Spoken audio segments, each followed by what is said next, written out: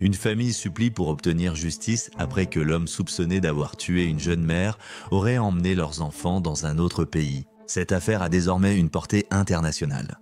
Quelles mesures la police prend-elle pour éviter la fuite du meurtrier présumé de Sheila Gutiérrez? Je vais m'entretenir avec un officier de police californien qui pourra offrir un point de vue unique sur cette affaire.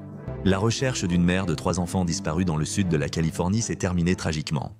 Sheila Gutiérrez, mère de 3 enfants de 33 ans, aussi appelée Sheila Cabrera, a été retrouvée morte dans la forêt nationale d'Angeles quelques jours après sa disparition signalée par ses amis. Mais cette affaire est loin d'être terminée. Pourquoi? Les autorités cherchent à retrouver leur principal suspect, son mari Josimar Cabrera, 36 ans. Sheila Cabrera et leurs 3 fils ont émigré du Pérou aux États-Unis en 2023. Selon la famille de Sheila, ils espéraient un nouveau départ et une vie meilleure que dans leur pays d'origine. Mais ce rêve s'est apparemment transformé en cauchemar, car les proches de Sheila affirment que la violence domestique dans le couple a continué aux États-Unis. Les autorités pensent que Sheila est décédée le 10 août dans un appartement à Lancaster. Elle a été signalée disparue 2 jours plus tard, et la police a immédiatement remarqué plusieurs éléments d'information suspects et troublants. De quoi suis-je en train de parler? Le 13 août, les adjoints du shérif du comté de Los Angeles ont déclaré avoir trouvé des images d'une caméra Ring montrant apparemment Cabrera traînant un objet lourd enveloppé dans un grand tissu, loin de l'immeuble. Cette vidéo a été enregistrée le 10 août vers 4 heures du matin selon National Broadcasting Company pour Los Angeles. Cela a évidemment suscité de l'inquiétude. Puis, lorsque les autorités ont découvert que non seulement Cabrera était introuvable, mais que ses 3 fils ont également porté disparus, l'alerte a été donnée. Les enfants ont alors été inscrits dans le système des personnes disparues, c'est ce qu'indique le Los Angeles Times. Le samedi 16 août, les équipes de recherche et de sauvetage trouvent le corps de Sheila enveloppé dans un matériau très similaire à celui que nous avons vu sur les images de la caméra de surveillance, apparemment jeté par-dessus le bord d'un talus. D'après les informations du Los Angeles Times, le médecin légiste n'a pas encore déterminé la cause du décès, mais nous pouvons avoir une idée de ce qui s'est passé en nous basant sur l'accusation portée contre Cabrera dans un nouveau mandat d'extradition. Un chef de meurtre avec des allégations selon lesquelles il aurait utilisé un couteau comme arme mortelle. Maintenant, la famille de Sheila a révélé plus de détails sur ce qui se passait apparemment en coulisses et qui aurait pu motiver cette attaque présumée brutale. Car selon la mère de Sheila, il y avait eu des signalements de violences domestiques dans cette maison. Elle a confié à Latina Noticias que Josemar Cabrera Cornejo l'avait frappé, maltraité et avait giflé mon plus jeune petit enfant de 3 ans. J'ai appelé ma fille, mais elle n'a pas répondu. J'ai parlé à Josemar dimanche et il m'a dit que l'immigration avait emmené ma fille. Oui, c'est ça. Cabrera aurait dit à Helga que sa fille était partie à un rendez-vous avec l'immigration et avait été détenue. Mais Helga était méfiante, non seulement parce que le bureau de l'immigration n'est pas ouvert le dimanche, mais aussi à cause d'une conversation qu'elle avait eue avec Sheila juste la veille. Helga a déclaré aux mêmes médias, elle m'a dit qu'il les avait maltraités, qu'il les avait frappés. J'ai appris qu'il avait giflé le bébé quand il était plus jeune. Elle m'a dit, maman, je n'en peux plus. Je vais porter plainte aujourd'hui, samedi. Selon Helga, Cabrera était présent lors de leur discussion et il s'est énervé. Citation, et il n'a rien dit, mais il l'a regardé avec une expression féroce. Plus tard, je l'ai entendu dire « Ne porte pas plainte, tu vas me faire du mal ». Helga a indiqué à ce média avoir parlé une dernière fois avec Sheila en appel vidéo sans jamais la revoir vivante. Selon la sœur de Sheila et ABC7, Cabrera modifiait sans cesse son récit sur l'incident concernant sa femme. Après avoir dit que l'Immigration and Customs Enforcement l'avait arrêtée, il a ensuite affirmé qu'elle était partie avec un autre. Dans une 3e version, il aurait dit qu'elle avait eu un accident. Cabrera serait parti avec les 3 enfants au Pérou. Une vidéo de l'aéroport de Lima, au Pérou, est rapidement devenue virale sur les réseaux sociaux. Elle montre une personne suivant un homme supposé être Cabrera, escorté dehors par la police de Lima. Selon la chaîne Univision, Cabrera a été arrêté le 16 août, le même jour où le corps de Sheila a été retrouvé, mais il aurait apparemment été relâché car il n'y avait pas encore de mandat pour son extradition. Selon le département du shérif du comté de Los Angeles, les 3 enfants ont été retrouvés sains et saufs. Ils ont été placés sous protection avant d'être confiés à la famille de Sheila au Pérou. Ensuite, le vendredi 22 août, le bureau du procureur du comté de Los Angeles a annoncé avoir émis un mandat d'extradition contre Cabrera pour meurtre. Le procureur Nathan G. Hochman a déclaré dans un communiqué « Les accusations portées contre cet homme sont horribles et nous ferons tout notre possible pour le ramener sous notre juridiction afin qu'il soit tenu responsable ». La violence domestique bouleverse nos communautés et brise des familles. Mon bureau s'engage à ramener la stabilité dans la vie de ceux qui ont été victimes. Le procureur indique que Cabrera risque 26 ans à perpétuité s'il est reconnu coupable. D'accord, je veux approfondir ce sujet et je veux faire revenir ici, en aparté, quelqu'un qui est une excellente voix pour ce genre d'enquête. Kyle Schoberg, sergent de police en Californie, co-instructeur du séminaire sur les tactiques de survie en patrouille et animateur du podcast Shots Fired Show, nous rejoint. Kyle, merci beaucoup d'être venu. J'apprécie vraiment ton temps. Tu sais, Lindsay, l'un des sujets dont on parle souvent quand tu viens, c'est ce qui se passe dans une situation de violence domestique, dans une relation domestique. Et quand une personne décide de quitter son partenaire, cela peut parfois, en effet, être le moment où le risque de violence est le plus élevé, et où quelqu'un peut devenir la cible de violence. Je veux dire, d'après ton expérience, à quel point est-ce courant de voir une situation de violence domestique ou une situation domestique devenir mortelle? Merci de m'avoir invité, Jesse. Malheureusement, c'est fréquent, d'où la présence de nombreux programmes et organisations pour aider les victimes à sortir de la violence domestique. Ce sont parmi les interventions et situations les plus imprévisibles auxquelles nous faisons face dans les forces de l'ordre. Vous évoquez les émotions des personnes impliquées dans ces situations. C'est pourquoi, malheureusement, ces cas se produisent assez souvent. Que diriez-vous à quelqu'un qui cherche à échapper à une telle situation et quel est le rôle de la police? Que peuvent-ils réellement faire? Eh bien, tout d'abord, je dirais que si vous êtes victime de violences domestiques, allez parler à quelqu'un en qui vous avez confiance. Et si vous savez, si cela en vient au point où quelqu'un pose ses mains sur vous, il faut contacter la police et lancer la procédure. Les lois sur la violence domestique sont très strictes. Dans la plupart des États, une arrestation est généralement obligatoire. Si vous choisissez cette voie, nous, forces de l'ordre, encourageons les victimes à demander des ordonnances de protection et faisons tout pour les aider à s'éloigner de leur agresseur. Maintenant que quand on parle de violence domestique, ce n'est pas toujours physique. Très souvent, il s'agit de violence domestique émotionnelle. Cela peut aussi être très traumatisant pour les victimes. Dans ma carrière de 19 ans dans les forces de l'ordre, j'ai constaté que la plupart des victimes de violences domestiques n'osent pas parler, souvent par peur, même si cela dure depuis longtemps. C'est très vrai. Malheureusement, c'est très vrai. Je voudrais parler un peu plus de cette enquête en tant que telle. Donc, vous avez quelque chose qui a commencé comme un signalement de personnes disparues. L'équipe des homicides a été appelée dès qu'un crime a été suspecté. Arrêtons-nous là. Qu'est-ce que les enquêteurs recherchent lorsqu'ils déterminent l'orientation d'une affaire, comment elle va évoluer? Parce que, encore une fois, je ne peux pas dire que c'est surprenant. Une disparition peut parfois devenir une enquête pour homicide. Parlez-moi. Oui, vous savez, je pense que cela dépend du type d'affaire de disparition. Dans ce cas précis, vous avez une mère de 3 enfants qui est mariée à cet homme. Du jour au lendemain, elle disparaît. Donc, clairement, ce n'est pas normal. Et je pense que lorsque vous recevez un rapport comme celui-là, les enquêteurs vont vraiment creuser et essayer de comprendre ce qui lui est arrivé. A-t-elle déjà disparu? Est-ce habituel?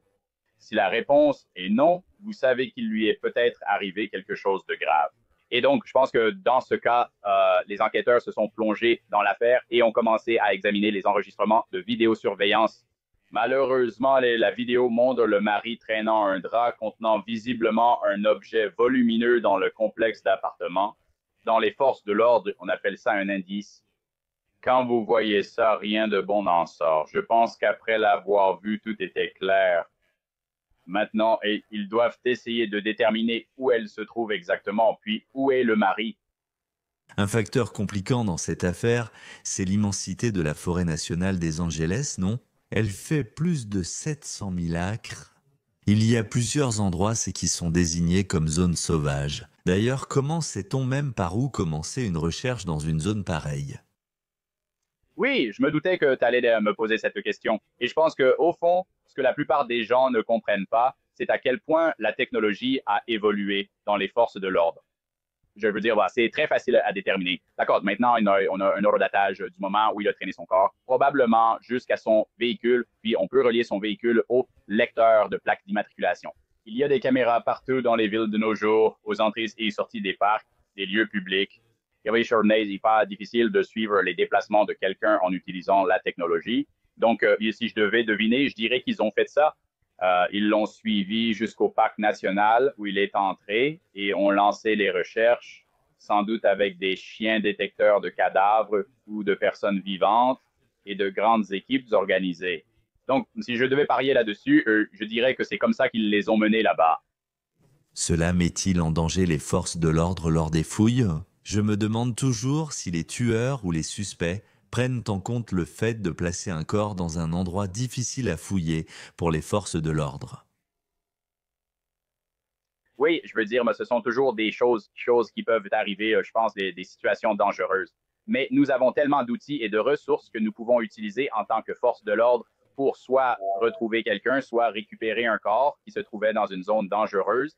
Un autre facteur complique aussi les choses. Que faire si un suspect s'enfuit dans un autre pays? Est-ce que cela complique énormément une enquête? Est-ce que c'est un obstacle? À quel point est-ce difficile? Parce qu'il y a une chose, c'est d'essayer de retrouver quelqu'un aux États-Unis, dans un État, d'essayer de voir s'il a traversé les frontières d'un État. Je me demande si partir à l'étranger est compliqué.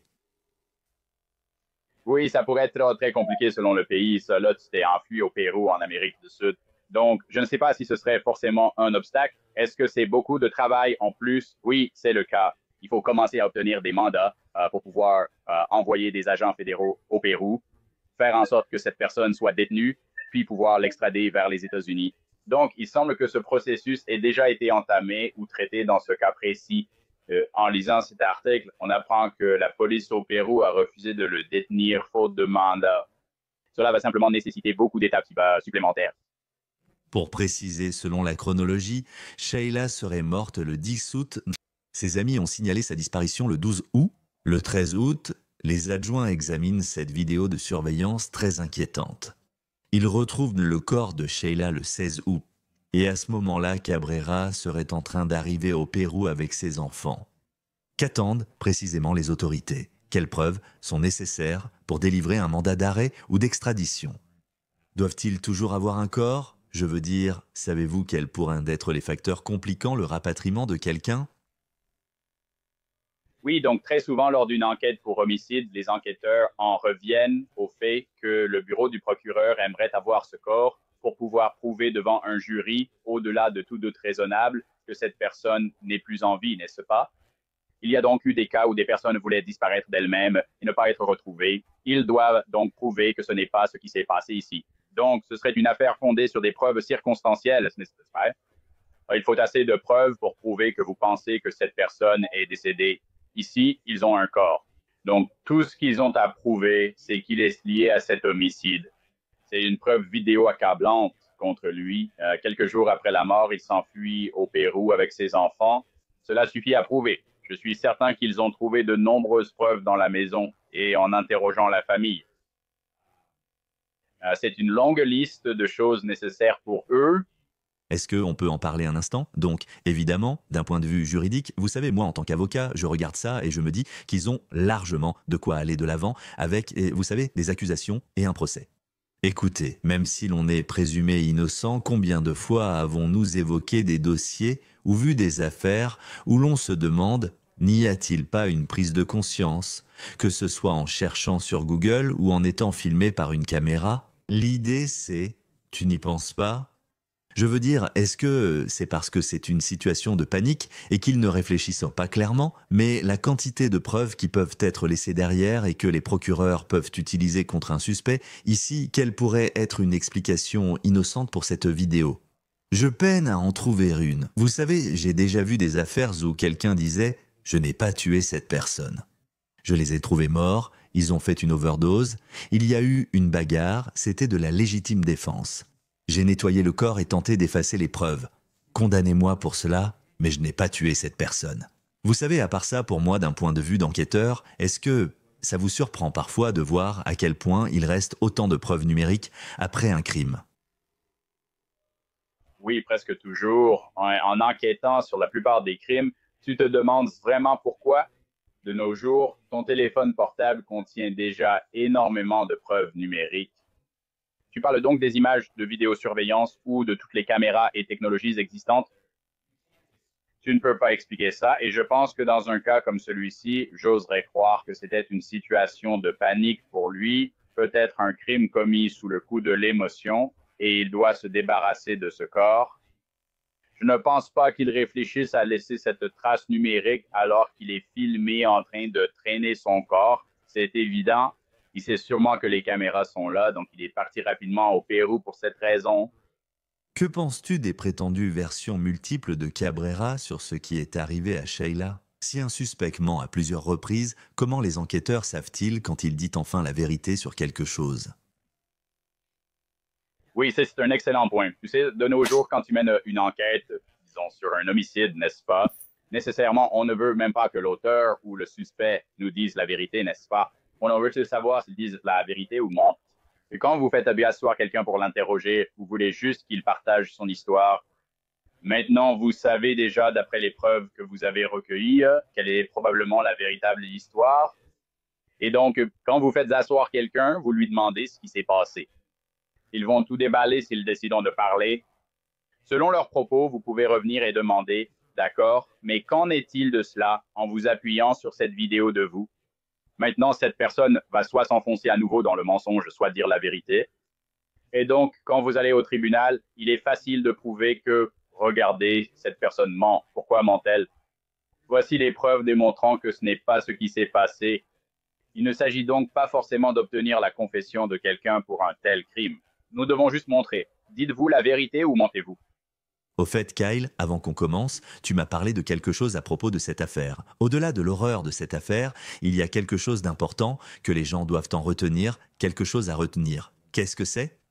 Quand je regarde cette affaire, ce que j'en retiens le plus, c'est que si vous avez un membre de votre famille ou un ami que vous n'avez pas vu ou avec qui vous n'avez pas été en contact depuis un certain temps, ce qui n'est pas habituel, vous devez signaler immédiatement la disparition de cette personne. N'attendez pas 24 ou 48 heures, ni ce que disent les films sur le délai à respecter. Vous pouvez signaler la disparition de quelqu'un immédiatement et les forces de l'ordre sont tenues de prendre ce signalement et de commencer à enquêter sur chaque cas de personne disparue. Donc, mon meilleur conseil, c'est simplement ça. Si quelque chose ne va pas, signalez-le immédiatement à la police.